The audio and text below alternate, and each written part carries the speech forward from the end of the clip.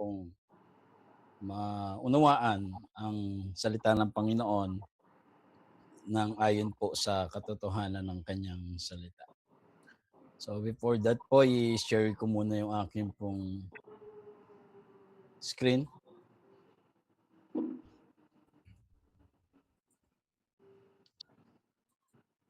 Yun.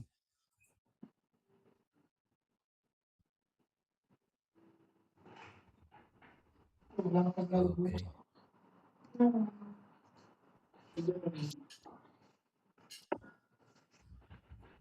So, okay na po ba? Nakikita na po natin sa ating pong mga screen?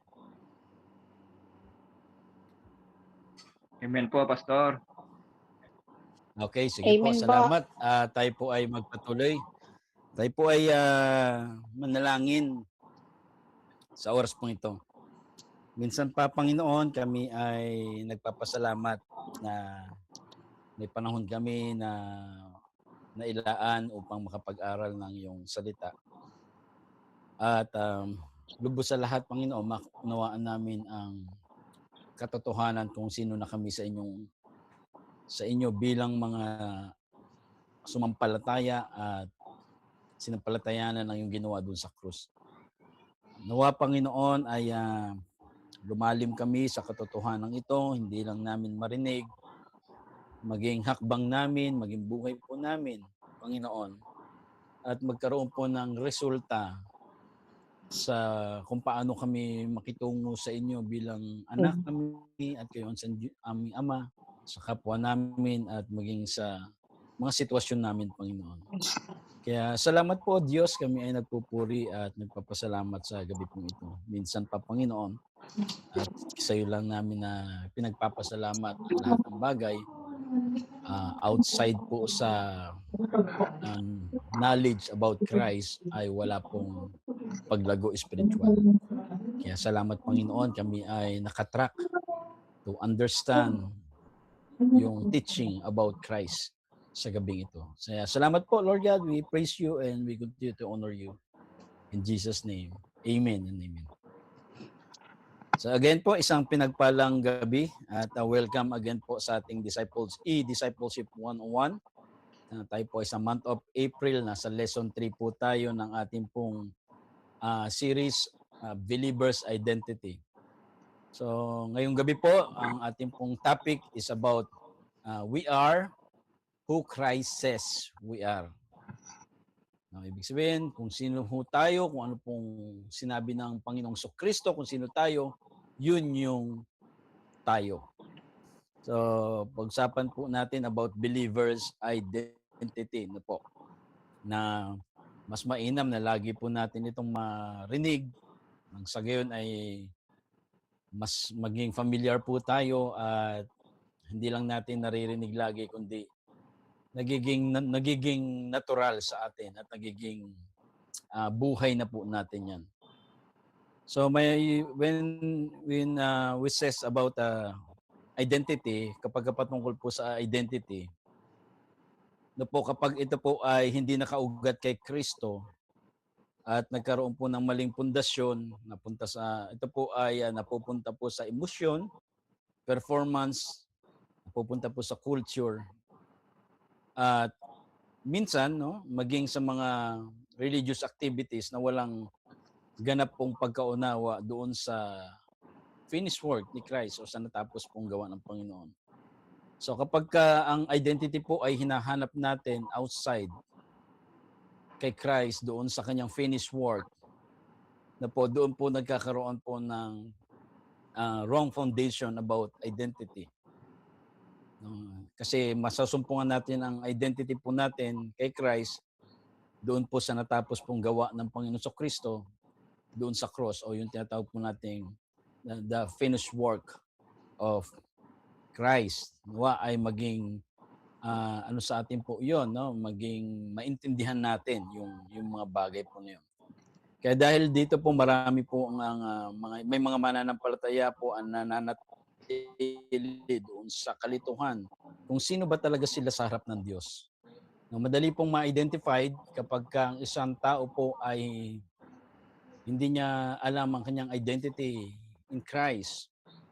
The way kung paano siya magsalita, kung paano siya mag-share, kung paano siya mag-pray. So madali pong ma-identify, no po. Kasi malalaman mo, no, ang isang tao kapagka siya ay nagsasalita outside doon sa finished work ng Panginoon at outside doon sa identity niya. Kaya kapag ang identity po ay hindi nakabase kay Kristo, napapalitan po ito at madaling mapalitan ng takot, madaling mapalitan po ng guilt, ng insecurity at striving. And again, no, kapag ang message po is about fear, bawa ako nag-message o merong nagme-message about fear, so yung nagme-message po na yun, very clear na hindi niya rin alam yung kanyang identity. Kaya nagkakaroon po ng wrong foundation at yun po ang nagiging result. Kaya madali po mapalitan, no, yung identity ng takot, ng guilt, ng insecurity. Kaya ang resulta, kahit po may pananampalataya, nagkakaroon po ng parang na buo o hindi buo yung kanyang katiyakan at ang kanya pong pamumuhay ay nakadepende lang sa pagiging yung sapat sa sarili tungkol sa kanya pong effort or performance.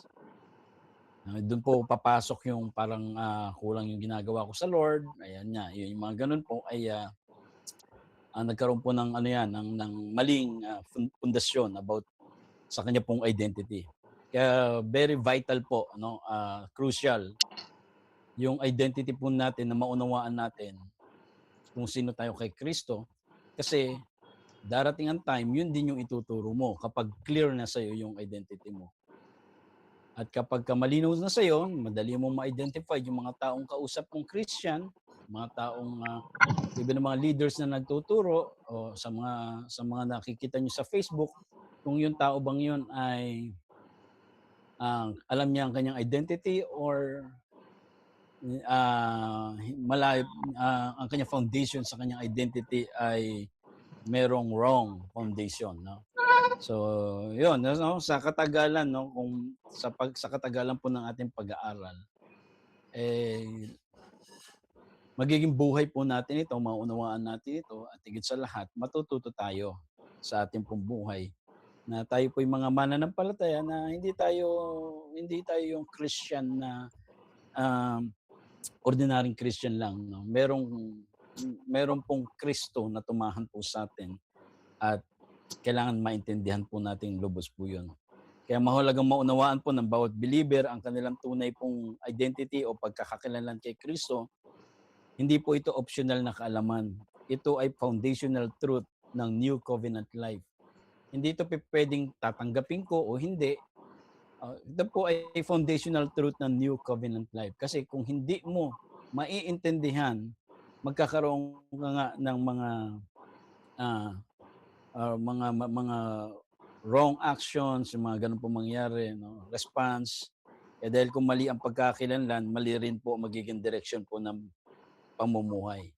Kaya sa ating pong pag-aaral, no, ang perspective po ng identity po ng mananampalataya ay hindi galing po sa sarili, hindi rin sa system ng relihiyon, kundi kay Kristo lamang. No, siya po yung sentro ng lahat ng bagay at sa kanya rin nakasalalay ang kahulugan kung sino tayo ngayon, no. Kaya ang pag-aaral po natin, no, we are who Christ says we are. Nandito po yung sinasabi na kung kung ano yung sinasabi ni Kristo, yun yung tayo. Kaya itatama po natin yung mga maling pagtingin sa sariling pamamagitan lang natin, no, kundi pagtingin kay Kristo lamang. Hindi para mag-focus sa sarili, kundi doon sa ginawa ng Panginoong Kristo. Kaya kundi makita natin yung tunay nating identity ay bunga nung kung sino siya at kung ano yung kanyang ginawa. Yun po ang ating pong pag-uusapan. So ngayon, tingnan po muna natin yung ating objectives ngayong gabi po, no. Una, matulungan po ang mga mananampalataya na maunawaan ang kanila pong pagkakakilanlan pagkakakilanlan or identity ay hindi nakabase sa damdamin, hindi rin nakabase sa ating nakaraan, hindi rin nakabase sa opinyon ng iba, kundi sa kung ano ang sinabi ni Kristo tungkol sa kanila. Pangalawang bagay, palimin ang katiyakan ng bawat believer sa pamamagitan ng pag-unawa na sila ay tanggap, sila ay pinatawad, kumpleto at ligtas na kay Kristo. Hindi dahil sa sariling gawa, kundi dahil sa kanya natapos na gawa. And thirdly, i-empower ang mga mananampalataya na mamuhay ayon sa kanilang identity, na ang tama pong pagkakalanlan o identity ay nagbubunga ng tamang posisyon at tamang pagkilos o yung ating action. And our purpose upang maunawaan at may pamuhay ng mga mananampalataya ang kanilang tunay na identidad at mga realidad kay Kristo na magiging pundasyon ng kanilang pananampalataya, pananalita at pagkilos sa araw-araw. So, yun po, no? Kaya dito natin maunawaan na ang believer po ay hindi tinatawag upang maghanap ng identity, kundi upang mamuhay mula sa identity na ibinigay na sa kanya ni Kristo, kay Kristo. Or isang identity na secure, isang identity na complete at hindi nagbabago ng anumang sitwasyon. So, even si Paul, yan din po ang prayer nila na mabuksan ang kaisipan ng mga mananampalataya during their time. So, kaya ngayon po, yun yung ating purpose. And ngayon i-identify po natin yung IPA. Ano po? Acronym po 'yan, yung IPA. Pag sinabing IPA, ito po yung ating identity, yung letter I, yung P is our possession, and letter A is our ability. So, yun po yung ating pong ma-identify. So, ang tanong, no, who are you in Christ? No? Who are you in Christ? Sabi nga po, that simple question changes everything. Not who you feel like, no? Yung simpleng tanong po na yan, who are you in Christ? Maalala nyo na si Jesus, no, kasama yung kanyang mga alagad doon sa isang bundok. At ang tanong ni Jesus sa kanila, ang tanong niya ay, sino ko sa kanila? Anong sabi nila? Sagot po ng mga alagad, sabi nila ay kayo daw po ay si Moses, kayo daw po ay propeta, kayo daw po ay si Prophet Elias. So ganun po yung sagot. And then this is the very yung dalawang tanong po na to.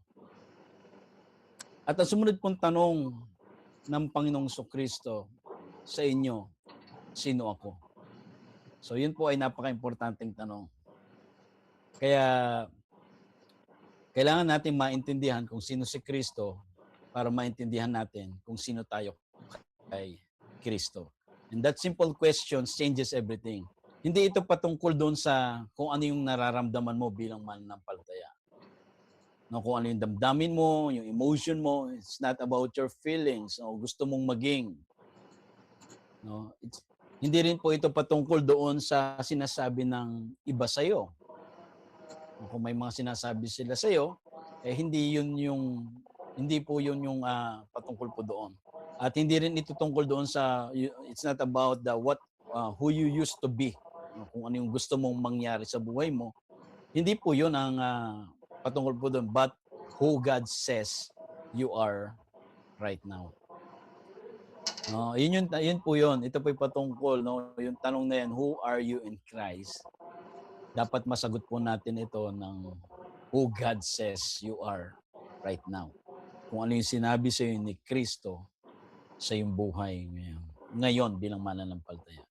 And when you understand who you are, yung IPA, identity, possession, and ability, you begin to live like who you are. Po, doon ka ngayon magsisimulang mamuhay bilang ikaw na kung ano yung sinabi sa iyo ng Panginoon. So, No, marami po kasi na nabubuhay as Christian, may Christian life, may activity, may Christian activity, church activity. Meron din siyang tinatawag na personal activity sa kanya pong may devotion siya, may prayer time siya. So, okay po ang lahat ng yun eh. But if you don't know who you are in Christ, lahat po niyan ay parang darating yung time na hindi ka pa rin sigurado kung sino ka o kung ano yung sitwasyon mo kay Kristo. Kaya yun nga, nangyayari, gagawa ka ng mga alam mo na pwedeng makatulong para mas maging okay kayo ng Panginoon. But in reality, wala ho tayong kayang idagdag para mas maging close tayo kay God. Kasi siya yung gumawa para sa atin. Ang tao po hindi kaya. Si Kristo po ang gumawa po para sa atin. So sa first thing, no, yun po, no, nagkakaroon po ng pagbabago, no, yung identity po nagpo-produce po ng stability.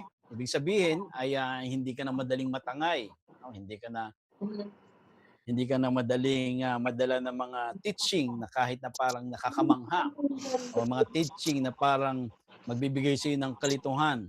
So nagpo-produce po 'yun ng stability ng ating pong position, and nagpo-produce din po, no, yung ating identity ng confidence na hindi ka takot kay God na humarap, no, hindi ka takot kay God makipag-usap, you are always excited na makipag-usap sa God, no.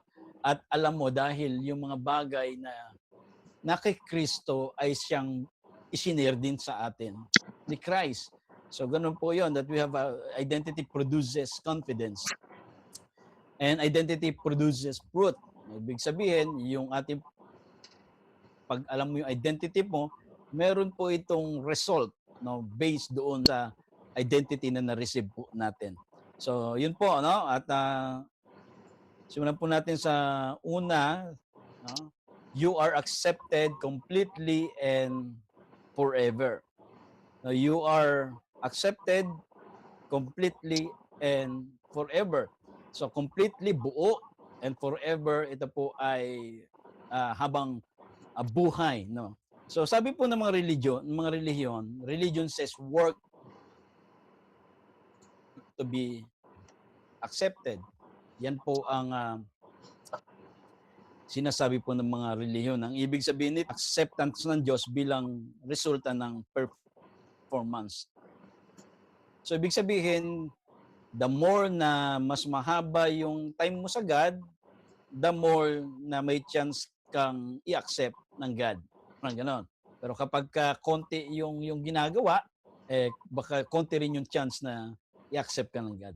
So that's the mindset of a religion. No? Yun po yun, no? Sa ganitong sistema, ang tao po ay laging merong pakiramdam na kailangan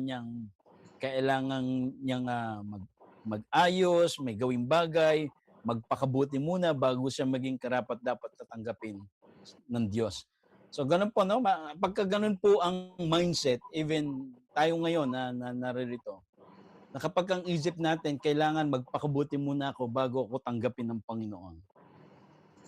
O kailangan maging karapat-dapat muna ako bago ako tanggapin ng Panginoon. O kailangan meron muna akong ibigay para meron akong matanggap sa Panginoon.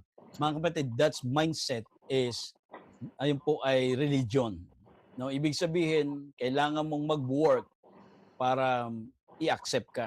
So dito po yung pumapasok yung cycle ng striving. Po, na ginagawa ng tao, na ang lahat ng ginagawa ng tao, lahat ng spiritual disciplines, mga mabubuting gawa, mga external obedience, na hindi dahil sa natapos na yung acceptance kay Christ, kundi para makakuha pa lang. Kapag ganun po yung kanilang mindset, yan po ang naproduce po ng cycle po ng striving, na yan po ay pumapasok po yan. Kaya marami pong Christian na napapagod, no? Maraming mananampalataya na sumusuko. Marami pong kayong kilala na dating active sa church, no? Biglang ngayon ay hindi mo na makita sa church. Kasi bakit? Ito po ang naitanim sa kanila. Religion, religious mindset. Marahil yun din ang naririnig nilang mensahe. Marahil yun din ang takbo ng sistema ng church nila. So kapag ganun po ay hindi po alam ang kanilang identity. So that's why religion says work to be accepted. But grace says you are accepted in the beloved. Na po, sa kanina, no, sa religion, yung problemang ganito pong mindset, hindi nito tunay na nailalapit yung tao. Yung doon po sa religion mindset, no, hindi nila tunay na nailalapit ang tao sa katiyakan ng relasyon sa Diyos. Parang ang nangyayari po sa halip, nagbubunga po ito ng insecurity, no, ng pagdududa, nagbubunga po ng spiritual kapaguran dahil ang kanilang acceptance po ay nakabase sa kanilang gawa. So kung tayo po ay nasa ganung posisyon, ay hindi pa naman po huli ang lahat. Naririnig po natin ngayon ito dahil para maitama ang ating pong kalagayan bilang mga mananampalataya. And again, no, grace says, you are accepted in the beloved. Itong pong pahayag po na ito ay naglilipat po ng basihan ng acceptance from doon sa ginagawa ng tao patungo sa kung sino si Kristo. No? Sa halip na ang pagtanggap ng Diyos ay nakadepende sa performance ng tao, pero sa grace, ang sinasabi po ng biyaya, ay nagpapakita po ito ng acceptance ay nakasalalay kay Kristo mismo. No? Siya po yung beloved. Kaya yung salitang beloved po ay tumutukoy kay Kristo bilang anak na lubos na kinalulugdan ng Ama. Kaya ang ibig sabihin nito sa New Covenant Truth ay ganito po ang katunayan, ganito po ang katayuan na tinanggap ni Kristo ng Ama ay siya ring katayuan na ibinahagi niya sa mga nasa kanya. So isinare po no yung kanyang katayuan ni Christ as beloved ay isinare po sa mga ibinahagi niya sa mga taong sumampalataya sa kanya. Kaya ang mananampalataya ay tinanggap dahil siya ay in Christ, hindi dahil siya ay perfecto. Ano po? Tayo po ay tinanggap because we are in Christ. Hindi dahil tayo po ay perfect, because tayo po ay nakay Christ. So dito nagkakaroon po ng matibay na katiyakan na ang puso po ng believer ay hindi na kailangan pang parang mag-strive para makakuha ng approval ng Diyos. Dahil ang approval po ay nakapako na kay Kristo at ibinahagi na sa atin. Kaya ang buhay ng mananampalataya ay hindi po driven ng insecurity, but driven po ng assurance. Ephesians 1:6 says, sabi ganoon, to the praise of the glory of His grace, wherein He hath made us accepted in the beloved. Po, sa ikapupuri ng kaluwalhatian ng kanyang biyaya na sa atin ay ipinagkaloob na masagana sa minamahal. No? Yun daw po ay ipinagkaloob na masagana sa mga minamahal. So we are not partly accepted. No? Hindi yung meron lang portion, kundi buo po tayong tinanggap, and we're not temporarily accepted. Hindi po ito temporary lang na kung saan ay pwedeng ma-expired and not conditionally accepted. No po. So yun po yung ating pong bagay na na-receive. We're not partly accepted, hindi tayo temporary.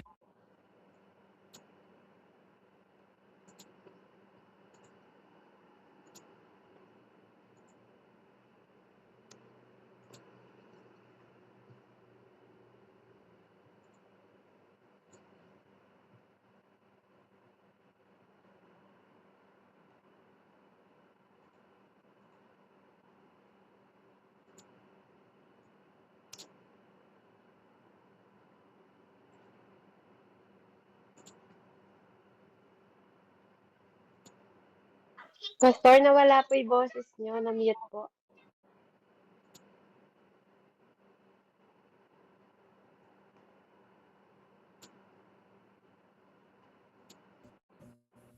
Ayan po. Ayan, mula po dun sa not partly kanina pa accepted, sabi niya po.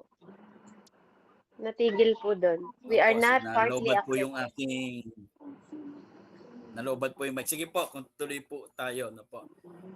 We are not partly accepted and we're not temporarily accepted. Hindi ko ito pansamantala at wala pong expiration ang pag-accept sa atin and not conditionally accepted. Hindi din ito conditionally na kapag tayo po ay mas masigasig, no, mas accepted ka kapag medyo hindi ka na naging masigasig ay medyo mawawala. So hindi po 'yon, no? We are completely and permanently and freely dahil hindi tayo perfect because we are in Christ. Yung Christ, yung beloved Christ na tinanggap na po ay ibinigay din po sa atin. Kaya yung pagiging beloved po ni Christ ay ibinahagi po sa atin ng Panginoong Kristo. So that's why we are accepted because acceptance today is based on Christ's performance, not yours. Hindi po dahil sa ginawa natin, kundi sa ginawa ng Panginoong Kristo sa cross. And you don't strive to earn God's favor, you stand on it. Kaya ang favor po ng Diyos ay hindi po ito hinahabol. Ito po ay tinatayuan, no? Ang striving po ay product po yan ng mindset na kulang pa ang ginawa ng Panginoon. Kaya ang kailangan, no, magdagdag pa ng effort para maging karapat-dapat. But doon po sa finished work ni Christ, ng mga mananampalataya po ay hindi na outsider na kumakatok para tanggapin. Siya ay insider na nakatayo na sa loob ng favor ng Diyos. Yang standing po ay larawan po ng stability at confidence. Ibig sabihin, ang mga mananampalataya po ay nakaposisyon sa biyaya, hindi dahil sa sariling hindi dahil sa sariling hawak niya ang Diyos, hindi siya yung nakahawak sa Diyos, kundi dahil hawak siya ni Kristo. Kaya ang buhay ay hindi po effort para makapasok sa favor, kundi ito po ay paglalakad mula dun sa favor na meron na po sa mga mananampalataya. Kaya sa ganitong katotohanan, ang identity po ay nagiging established, nagkakaroon po ng stability, ang puso po ay nagiging payapa, at ang buhay po ay nagiging bunga ng natapos sa acceptance kay Christ. So you are accepted completely and forever. So wag mo nang pagdudahan pa yung iyong relasyon sa Panginoon. Kung ikaw ay tumanggap sa Panginoon dahil may Kristo ka na tumahan, na kasama na natin, naging isa natin, yung Kristo po yun ang nagdala sa atin upang tanggapin po tayo. No, hindi dahil sa atin, because we have in Christ. Nandun po tayo kay Kristo. So that's our identity. Accepted ka, no? Kaya wag mo lang tanungin ang Panginoon na, Lord, karapat dapat ba ako sa iyo? Kung ikaw po ay mananampalataya na po, naging karapat dapat ka hindi dahil wala kang kapalpakan. Naging karapat dapat ka dahil may Kristo kang kasama. At yung Kristo na yun yung beloved and accepted. At yun po, dahil na kay Kristo tayo, so that's why bahagi po tayo, we are already accepted.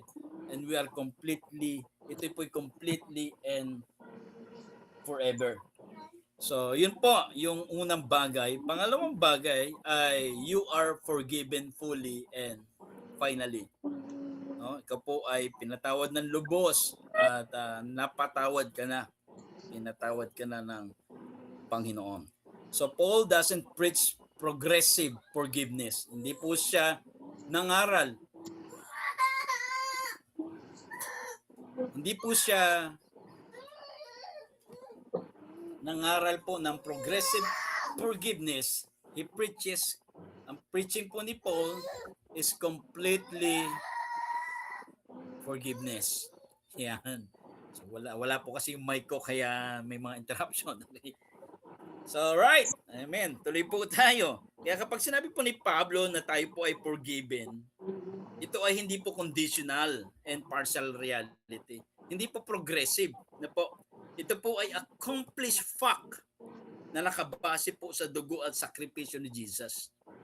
Ang ibig sabihin po nito, yung kapatawaran ng Diyos ay hindi nagbabago, depende sa spiritual performance ng isang mananampalataya. Kasi kung mangyari po yon, ito po'y progressive. But he preached completed forgiveness. Yun po yung bagay na ipinangangaral ni Paul. Bakit? Kasi si Paul na-receive niya, naunawaan niya yung revelation na kung sino siya kay Christ. Kaya ito pong bagay po na to, hindi ito progressive system na habang tumatagal, unti-unti mong naaabot sa pamamagitan ng yung tinatawag pong cycle ng religious effort. Sa halip, ito po ay isang beses na nangyari na naging reality na biniyaran ni Kristo ng buo. Kaya sa krus po hindi lamang tinakpan ni Kristo yung kasalanan. Inako niya at binura at tinapos ang kapangyarihan ng kasalanan. Kaya ang mga mananampalataya ay hindi na lumalapit sa Diyos bilang isang patuloy na unforgiven person na trying to be forgiven. Unawahan niyo po, no? Kapag tayo po'y lumalapit sa Panginoon, hindi tayo lumalapit bilang isang taong, hindi tayo lumalapit bilang isang hindi pa pinatatawad at naghahanap ng kapatawaran. Kung tayo po ay sumampalataya na sa Panginoon, naniwala na sa Kanya, sa gospel po ni Christ, po, ang Kanyang kamatayan, ang Kanyang pagkalibing at muling pagkabuhay, tayo po ay forgiven and fully and finally. Kaya dahil dito, ang forgiveness po ay nagdudulot ng kalayaan. Bakit? Kasi hindi tayo lumalapit bilang isang unforgiven person na trying to be forgiven, kundi bilang isang fully forgiven in Christ. Yakapin na po natin po yung katotohanan na yan, that we are fully forgiven in Christ. Wala na pong bagay pa na kailangan nating makita sa sarili natin na hindi patatawarin ng Panginoon, kundi tayo po'y pinatawad ng Panginoon. Kaya yun po, dahil dito yung forgiveness po, nagdudulot po ito ng hindi po ng kalayaan para magpatuloy sa kasalanan. Very wrong. Okay, kasi pagka ganyan, pinatawad na pala tayo so pwede lang gumawa ng mali. Hindi. Kaya yung forgiveness po ay nagdudulot ito, kundi yung kalayaan mula saan? Kalayaan mula sa guilt at condemnation. Hindi kalayaan na gumawa ng patuloy na kamalian, gumawa ng patuloy na kasalanan. Kundi kalayaan mula doon sa guilt of condemnation. Yung parang pakiramdam mo lagi nakapus ka. Yung pakiramdam mo lagi na para kang hindi accepted ng Panginoon, kulang ka lagi. So doon po tayo pinalaya. Kaya yung forgiven po, yun po ang resulta. No? Kaya ang resulta po ng buhay po ng isang taong pinatawad, ito po yung taong puno ng pasasalamat, puno ng kapakumbabaan, at paglakad sa bagong identity na ibinigay kay Kristo. Di ba? Yung parang kapag tayo nga di ba? Pagka pinatawad ka ng tao, di ba hindi ka na mag-iisip ng isang bagay pa na parang kamalian pa ulit para magkaroon po ng sa kaibigan mo, sa magulang mo. Kung ikaw ay napatawad na, ang resulta ng pagpapatawad sa iyo merong punong-puno ka ng pasasalamat dahil pinatawad ka, kapakumbabaan, di ba? At ganun po yung dapat na maging puso po natin. Hindi kalayaan gumawa ng mali, kundi kalayaan doon sa guilt and condemnation. Dahil kung na kay Kristo ka na, wala na pong condemnation. Hindi na tayo itatakwil ng Panginoon. Okay? So, sabi po doon, Colossians 1:4, in whom we have redemption through His blood, even the forgiveness of sins, na siyang kinaroroonan daw ng ating kadubusan at na siyang kapatawaran ng ating kasalanan. So, we're not waiting for the forgiveness. At hindi na tayo nagbe-begging for forgiveness. At we're not hoping. Hindi tayo nag-hope na sana patawarin tayo ng Diyos. But you have what? No? You have forgiveness. Yung ating pong past sins, present sins, and future sins. ito po ay binayaran na ng Panginoon lahat, no? Yung ating past, nakaraan, yung ating present and future. Ito po ay binayaran na po ng Panginoon. So, grace forgiveness frees you from guilt not to sin more. No, yung pagpapatawad po ng biyaya sa biyaya ay pinalaya tayo sa guilt, hindi para gumawa ng kasalanan, magpatuloy ng kasalanan. But to walk in gratitude, yun nga, na may pasasalamat, humility, and newness of life. So yun po yun. And next po is, you are made new, no? A new creature in Christ. So this is not self-improvement, no? Lagi po nating binabanggit po yan.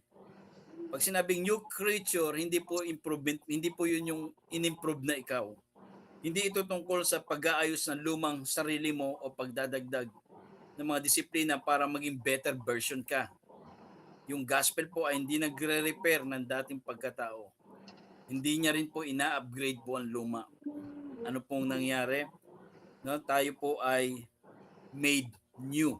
No, this is not turning over a new leaf. Hindi ito simpleng panibagong simula, no? Gamit pa rin yung parehong lumang nature. Hindi ito yung pagbabago ng ugali o desisyon maging mabuti mula, o hindi ito yung tungkol sa magiging mabuti mula ngayon. Na kahit anong bagong simula, kung pareho pa rin ang pinanggagalingan, mananatili pong limitado. Kung pareho pa rin ang nature. But you are made new and new creature. Yun po yung bagay na na-receive po natin. This is new identity from a new creation. Ito po yung pagbabago na nangyari sa buhay po natin. Hindi outside behavior, kundi yung new identity natin. Maalala nyo po, yung pinresent natin noong unang lesson natin noong April. No, yung tatlo po, yung body, spirit, soul, and body. So yung new creation po, no, paalala lang natin, yun yung spirit, yun yung tayo. Pag sinabing new creation, yun yung tinutukoy po doon. Yun yung pinatutungkulan po doon. You are made new, ginawa ng bago, binigyan ng bago, new creature in Christ. Kaya sabi nga sa Corinthians, diba, if anyone be in Christ, he is a new creature. Kaya't ang sino may nakikristo na siya'y bagong nilalang, ang mga dating bagay ay nagsilipas na, at narito sila'y pawang naging bago. So bago na po, no? Yung katotohanan po sa gospel na ang old man po ay hindi basta pinabuti o inayos.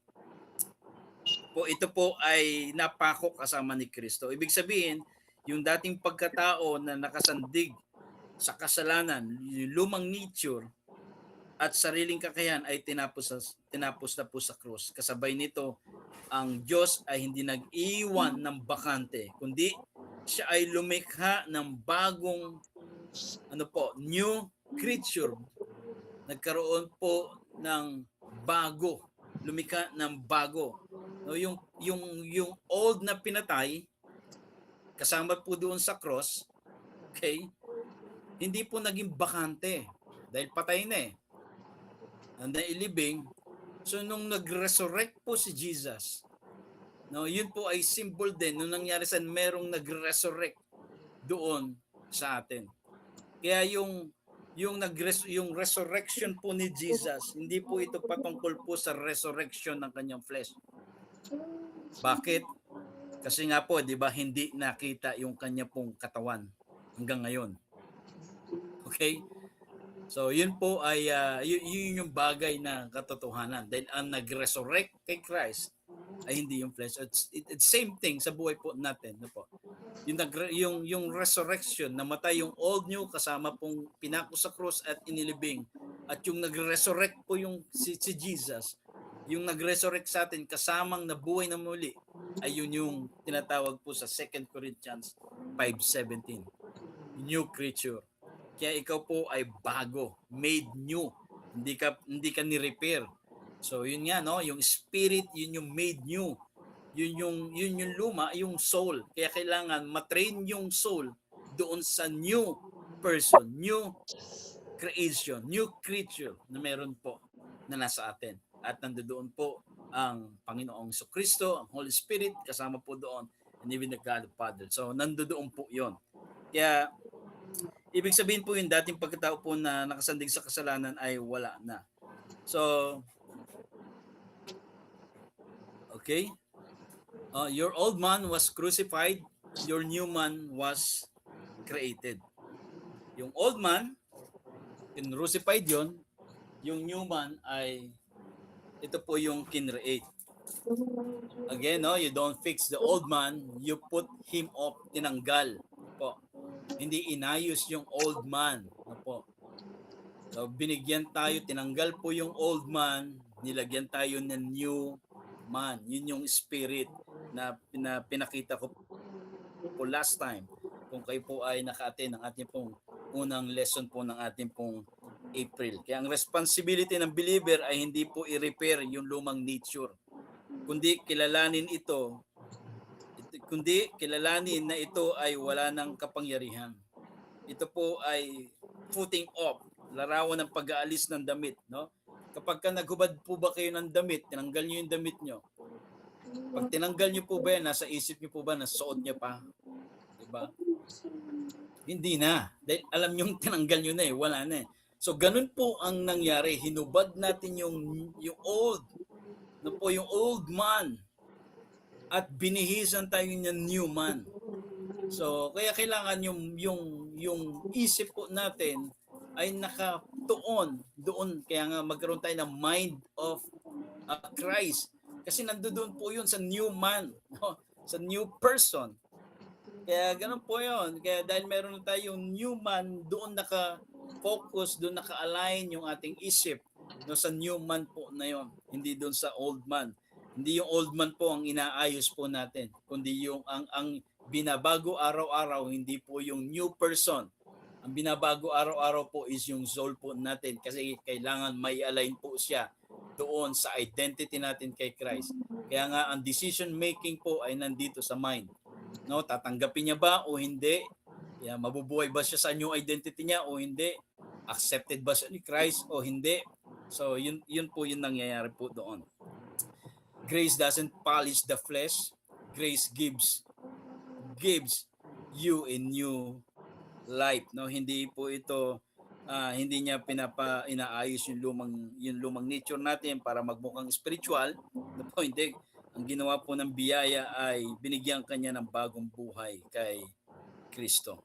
So yun po yung pangatlong bagay, that you are made new creature in Christ. Kaya bago ka na, no? Ikaw ay bagong nilalang na. Kaya hindi po yung kantang binabago mo ako araw-araw, no? Kasi bago na ho tayo eh. Kasi yung tunay na ikaw is yung spirit na inilagay po sa atin ng ating Panginoon dahil kay Christ.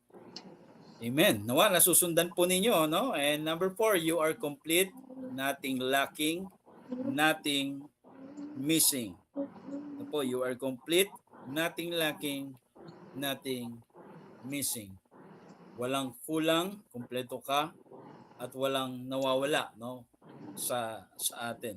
Sabi sa Colossians chapter 2 verse 10, you are complete in him.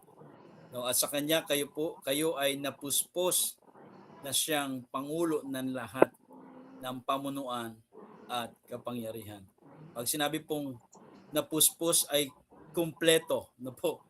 Pag sinabi pong yun yung napuspos ay nabuo, na complete ng lahat ng pamunuan at kapangyarihan. We're not almost complete. Hindi tayo almost complete, na hindi po sinasabi ng gospel na kulang ka pa at sa paglapit mo doon ka pa lang medyo mabubuo. No, hindi po ganoon. Wala pong partial status ang isang mananampalataya. Ang isang believer po wala pong partial status. No, kapag dating po sa completion, that you are complete, na ang mananampalataya po sa harap ng Diyos, hindi ka na kalahating tinanggap, kalahating ligtas. Kaya ang ginawa ni Kristo po ay ito po ay buo at ganap. No? Buo po ito at ganap. No, hindi po kalahati pa lang yung ligtas, hindi pa lang kalahati yung hindi. So, hindi po gano'n. No? Tayo po ay, we're not almost complete, but we are complete. Nothing lacking, nothing missing. Not becoming, not becoming complete. No, hindi rin ito process na unti-unting pagdagdag para maging sapat ka sa Diyos. No? O kaya ang pagiging complete in Christ po ay hindi po developmental project ng self-effort o spiritual progression. Sa New Covenant po, ang completeness ay hindi inahabol. Ito po ay ibinigay na posisyon. You are complete in Christ. And that will be complete someday. Hindi rin po ito yung future promise na nakadepende sa iyong performance. No, someday pa pwedeng ikaw ay maging complete pagka nakita na ng Panginoon na medyo nagkakaroon ka na talaga ng kaseryosohan, parang gano'n, no? Hindi po gano'n ang completion, ang pagiging complete natin sa Panginoon. Pag sinabing complete po, nothing lacking, nothing missing. Ano po, wala pong kompleto na may kulang, no? Wala pong kompleto na meron pong nawawala. Pag sinabing kompleto, wala pong kulang, wala pong nawawala. 5, you are complete now kay Kristo. Ang mga mananampalataya po ay buo na ngayon, hindi dahil walang kulang sa iyong sarili, kundi dahil si Kristo mismo ang iyong fullness. Kaya ang identity mo ay hindi ito progress, kundi settled. Ito po ay settled, ito po ay finished and complete in Him right now. And because Christ is complete and you are in Him, dahil si Kristo ay kumpleto at tayo po ay na kay Kristo, siya ay hindi po kulang. Si Kristo ay hindi progressing, hindi siya incomplete. Siya ay perfect at buo. Kaya sa kanyang person po, no, at sa gawa po ng Panginoon, kapag sinabi na ang mananampalataya ay in Him, ibig sabihin, ang posisyon mo ay nakasandal sa fullness ni Christ. Kung si Kristo ay walang kulang because you are in Him, because we are in Christ, in Him, nakasandal po tayo doon sa kabuuan ng Kristo na meron tayo. Yang ating pong identity ay nakikibahagi sa kung sino siya, hindi sa kung ano yung kaya nating gawin at yung kaya nating maging. Okay po? Kapag ganun po, ano po nangyayari po? This destroys insecurity. No, ang insecurity po ay nagmumula doon sa pakiramdam na parang kulang ka pa, hindi ka sapat, ngunit kapag ang standard natin ay si Kristo na complete, ikaw po ay nasa Kanya, no, nawawala po yung batayan po ng pagdududa sa sarili, hindi ka na kailangang maghanap pa ng validation dahil ang iyong acceptance at ang iyong standing ay nakaugat mismo doon sa fullness ng Panginoong Kristo. Kaya walang kulang. And what happened? Kapag naunawaan natin, this crushes comparison. Yung comparison po ay umiiral lang kapag ang identity ay nakabase sa performance at ang level of achievement. Ngunit, dahil tayo po ay in Christ, yung reality natin kay Christ, walang kompetensya sa identity. Lahat ng mananampalataya ay pare-parehas sa kanyang completeness. Walang makukumpleto pa lang, walang 99%, no? Lahat po ng mananampalataya ay pare-parehas ng completeness kay Christ. Wala nang mas mataas, walang mas mababa. Walang mas mataas ang tinanggap ng God, walang mas mababa dahil lahat tayo po ay nakaposisyon po kay Kristo. At dahil po diyan, ano pong mangyari? This quiet fear. Yung fear po lumalakas kapag hindi sigurado yung kalagayan o katayuan. Yung parang lagi kang takot, ngunit kapag ang identity mo ay nakatali sa isang hindi nagbabagong Kristo, ang takot po ay nawawalan ng kapangyarihan dahil ang security mo ay hindi na sa sarili mo, kundi sa kanyang complete and faithful at hindi nagbabago. Amen. So, you are not trying to become something God did not make you. And you are learning to walk in what He already made you. Ang katotohanan po ng mga mananampalataya, hindi tayo gumagawa para maging ibang tao o para makabuo tayo ng bagong identity. Po, hindi tayo tinawag ng Diyos para maging isang bagay na hindi niya naman ginawa sa atin. Sa halip, ang ating pong identity ay naka-kompleto po. Ito po ay kompleto ang ating pagkakakilanlan kay Christ. Dahil si Kristo po ay complete at ikaw po ay nasa Kanya, ang iyong buhay po ay hindi na tungkol sa hindi na tungkol sa pagiging someone else na kundi sa natututo tayo ngayon kung paano mamuhay ayon sa Kanya at kung ano ang meron kay Christ. Kaya ang Christian life po ay hindi po identity creation. Hindi tayo ang gumagawa, no, kundi ito po yung expression ng identity na meron po tayo kay Christ. Ito yung paglakad. Pag sinabi expression, nilalakad na natin. That you are, alam mo na ikaw ay complete, lumalakad ka bilang complete. Hindi ka lumalakad na parang nagdududa, hindi ka naglalakad na parang kulang pa yata yung aking salvation, kulang pa yata yung aking righteousness. No, hindi po. Ito po ay kumpleto na, no? Kulang pa yata ang aking holiness. Kapag ka ganun po ay nagkakaroon ka ng duda, ng takot, so hindi mo naiintindihan yung totoong ikaw. But in Christ, pare-pareho po tayo that we are complete. Nothing lacking, nothing missing. Okay, panglima. Ano po? Panglima. 50 po ito 50. Nasa 5 pa lang po tayo. 7 lang po. No, 7 lang po ito. Panglima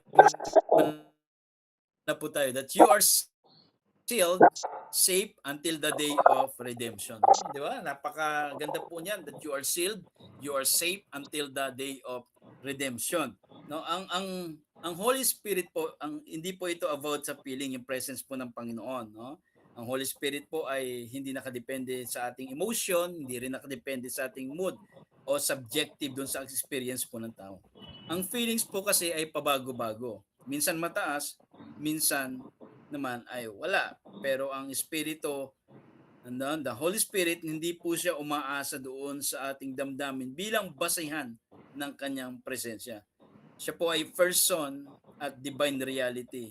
Hindi po siya emotional indicator, no? Gaya na sinasabi natin na it's not about sa feelings pagdating po sa presence po ng ating ng God. Okay? So ang Holy Spirit po, He is a seal. Pag sinabing seal, sa New Covenant language, ang seal po, ito po yung tanda ng pag-aari at katiyakan. Ito po yung tanda ng pag-aari at katiyakan. Ibig sabihin, yun po yung ibig sabihin ng seal. Ang ibig sabihin nito, ang mananampalataya ay minarkahan na ng Diyos bilang pag-aari niya. Hindi ito temporary mark na pwedeng burahin, but ito po ay permanent declaration ng ownership at security. Ikaw ay kay Kristo na, no? Yung seal, minarkahan na po tayo. You are sealed na ng Holy Spirit, ibig sabihin pag-aari na po tayo. At hindi po nawawala yung seal po na yon sa atin. Dahil tayo po ay permanent. Yun po ay permanent declaration ng ownership at security. At ang Holy Spirit po, ito po ay guarantee. No? Pag sabi guarantee, tinatawag ding dahil siya ay guarantee, dahil siya ay divine assurance na yung salvation na sinimulan ng Diyos ay tatapusin niya. Hindi ito based sa ability ng tao na manatili, kundi sa faithfulness ng Diyos na kumumpleto sa kanyang sinimulan. No? Ibig sabihin po, yung salvation po ng isang tao po ay ang assurance po niyan based po doon sa kung ano yung sinimulan po ng Panginoon, hindi po based sa abilidad ng isang tao na mananatili ba to o hindi, kundi doon sa faithful, no? Yung faithfulness, yung katapatan ng Diyos na kompleto ng kanyang ito po kompleto yung sinimulan niya, kaya ang security ng believer ay ito po ay guaranteed reality. Yun po ay kasiguruhan. You are safe until the day of redemption. And a down payment ng Holy Spirit is a down payment that God Himself plays upon you.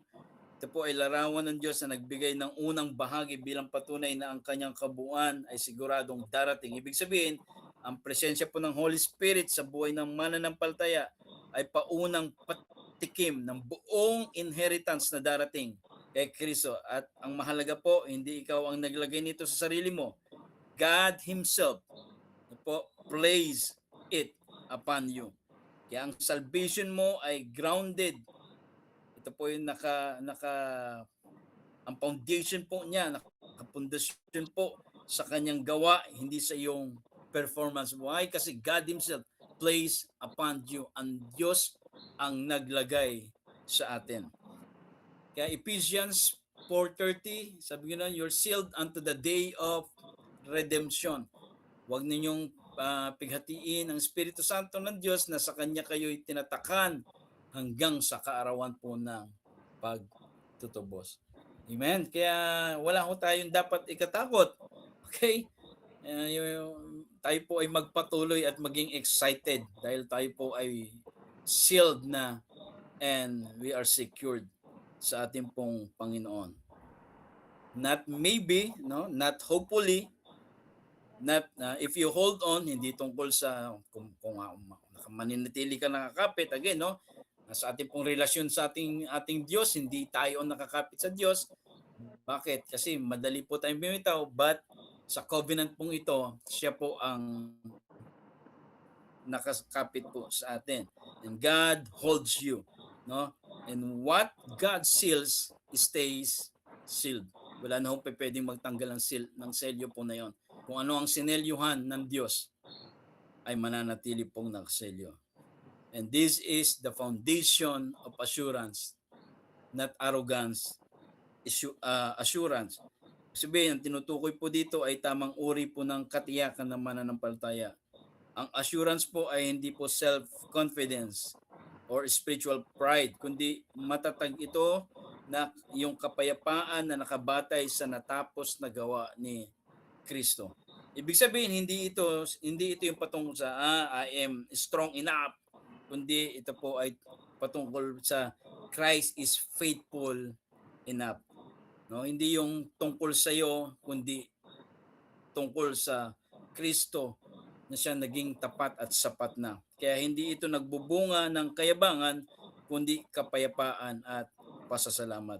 Kaya yung arrogance po, no, ay nakaugat yan sa sarili. Kapag pakiramdam na kaya mong panatilihin ang kaligtasan mo, yung salvation mo, kaya mong i-maintain, no, pero ang gospel assurance po ay nakaugat kay Kristo. Yun po yung arrogance, no po.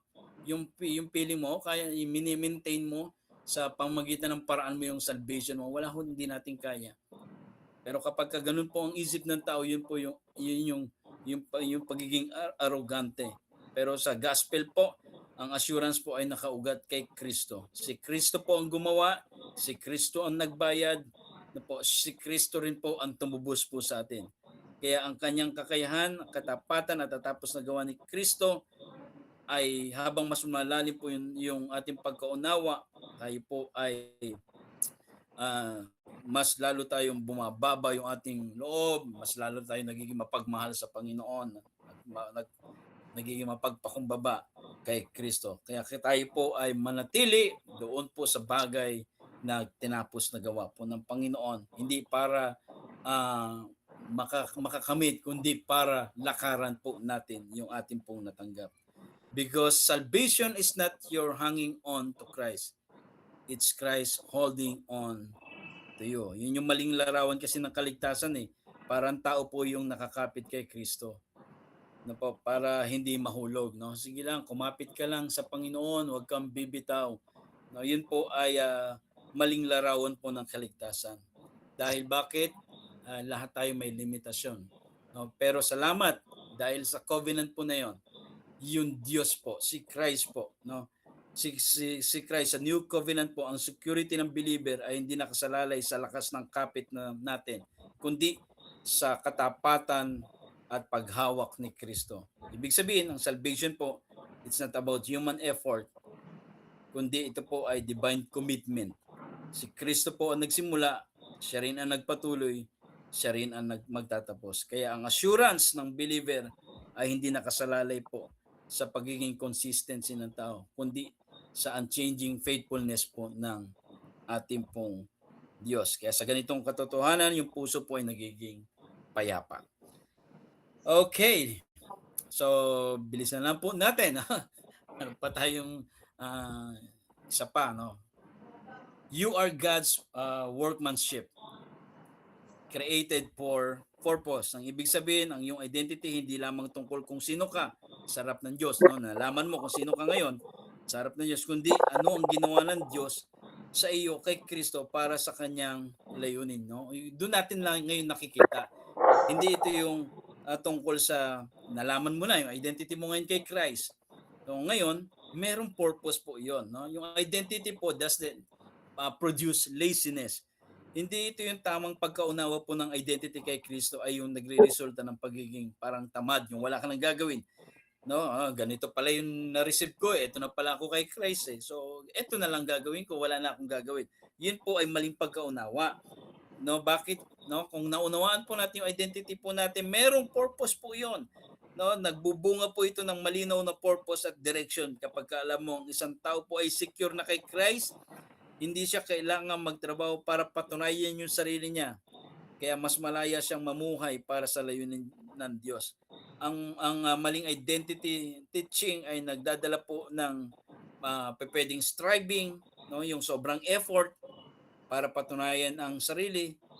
Meron naman pong mali naman yung alam mo na identity mo, wala ka nang gagawin. Pero ang tunay pong identity kay Kristo ay nagpo-produce ng balanse, no? Na tayo po ay tinawag para sa isang purpose. Kaya yung workmanship, truth po ay malinaw. Ikaw ay ginawa ng Diyos hindi para lang maging secure. Ginawa ka ng Diyos hindi para ma-save lang. Hindi ka ginawa ng Diyos para ma-bless lang. Hindi ka ginawa ng Diyos para maging righteous lang, no? Kundi ginawa lahat ng Panginoon at binigay sa atin para mamuhay tayo doon saan? Sa good works na inihanda niya. So yung identity doesn't produce laziness. Ito po ay nagpo-produce po ng purpose. No? Yun po yung katotohanan po doon. Ito nagpo-produce ng purpose.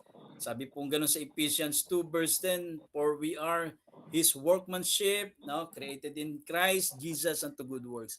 Sapagkat tayo kanyang gawa na nilalang kay Kristo Jesus para sa saan? Mabubuting gawa na mga inihanda ng Diyos nang una pa siyang nating lakaran. So may mga good works na inihanda ang Panginoon na kailangan nating lakaran. Kaya kapag naging clear sa atin yung identity natin, nagpo-produce po ito ng purpose. Hindi ka para, okay, ligtas na ako, okay, holy na ako, righteous na ako, blessed na ako, healed na ako, may favor na ako, wala na akong gagawin. Hindi. Mas lalo ka ngayong merong gagawin. Kasi bakit? May inihanda ang Diyos ng una pa upang bago pa natin lakaran, yung mga mabubuting gawa. Dahil kapag naunawaan mo yung identity mo, ang result po niyan ay mga mabubuting gawa, mabuting response, mabuting action, mabuting pakikitungo, mabuti ang nangyayari. So yun po yung identity na nakaunawa. Pero kapag merong nagsabing alam niya identity niya, pero hindi mabuti yung mga ginagawa, mali po yung kanya pong pagkaunawa. Ang tunay po nakakaunawa ng identity is nagpo-produce po ito na gumawa doon sa inihanda ng Diyos para sa mga mabubuting gawa na inihanda ng Diyos.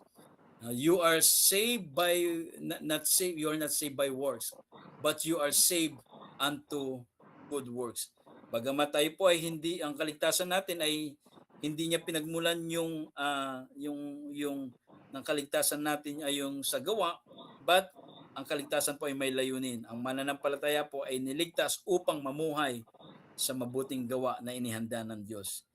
Ibig sabihin, ang works ay hindi condition ng salvation, but the result ng salvation. Your identity fuels your ministry. Ang tunay na ministry ay nagmumula kung sino ka kay Christ. Kapag alam mo na kung sino ka sa Kanya, natural po na dumadaloy po yung ginagawa mo para sa Panginoon mula doon sa katiyakan ng security. And your standing fuels your walk, no? Ang iyong position sa harap ng Diyos ang nagbibigay din ng direksyon sa iyong daily life, no? Yung standing natin. Kung alam mo yung position mo, hindi ka affected sa mga nangyayari. Hindi ka affected sa mga maririnig mo. Hindi ka affected sa mga pwedeng ma-experience mo kasi alam mo yung position mo.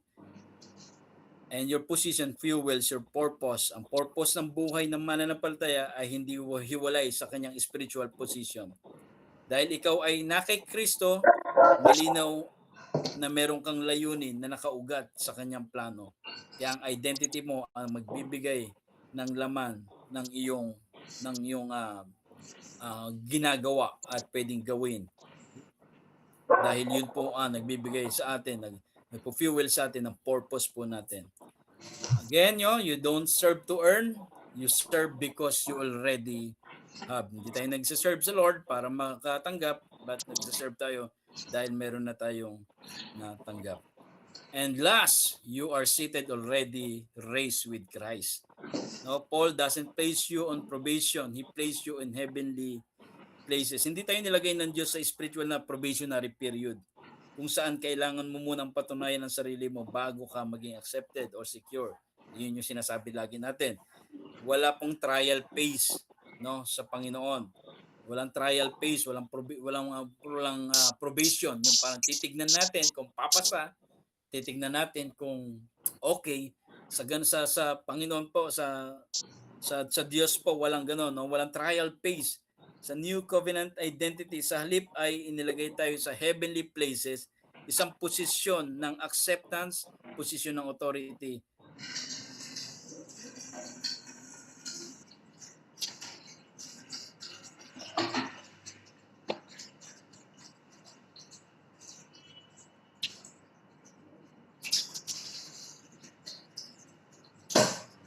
Position ng finish name inilagay sa position kay Kristo ng victory, ang favor,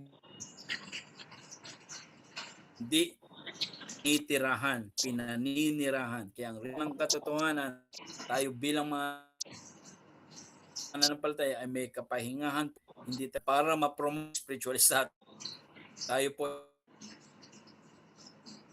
ni Kristo. We are made sit together in heavenly places in Christ. Tayo at pinaupong naman niya sa kalang. You don't fight for victory, you fight. Position is heavenly even when your condition feels earthly, no? Yung punto po ng gospel dito, hindi i-deny yung mga earthly condition na na-experience po natin, kundi establish po natin yung higher reality natin. Ang iyong buhay po ay nakasandal sa mas mataas na katotohanan ng iyong posisyon kay Kristo. Kaya nangyayari po, grace lifts your eyes na hindi tayo affected sa mga situation, hindi dahil dinideny natin yung mga nangyayari. Yes, nararamdaman mo, pero nagtitiwala ka doon sa posisyon na inilagay sa iyo ng Panginoon.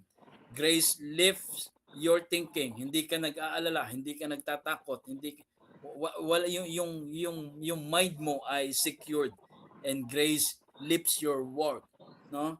Yun po ay pagpapakita na kahit na tayo po hindi natin sinasabing wala tayong pangit, wala tayong ma-encounter na pangit na mangyari. Yes, may mga ma-encounter po tayo, but salamat sa katotohanan na ma-encounter man natin sila, alam mo ngayon yung posisyon mo. Magre-response ka based doon sa posisyon mo. No, hindi doon sa posisyon na hindi inilagay sa iyo. Dahil alam mong ang Diyos ay kasama ka, panatag ka. Kahit ano po ang nangyari. Hindi tayo nabubuhay sa takot. Amen. So this is the summary. Who you are in Christ. You are accepted, forgiven, redeemed. You are sealed. You are complete. You are new, righteous, seated, loved, and secured. God's workmanship. So itong mga bagay po na to ay hindi po ito yung mga wishful thinking lang na sana magkaroon ako, sana maging righteous ako, sana maging new person ako, sana maging love. No, hindi po ito wishful thinking. And this is not emotional hype. Hindi rin ito emotional hype. This is the rightly divided truth. No, truth that steadies your heart. Truth that shapes your work. Truth that fills your life with confidence, gratitude, and purpose. Purpose, no? So live who you already are. You don't have to become these things.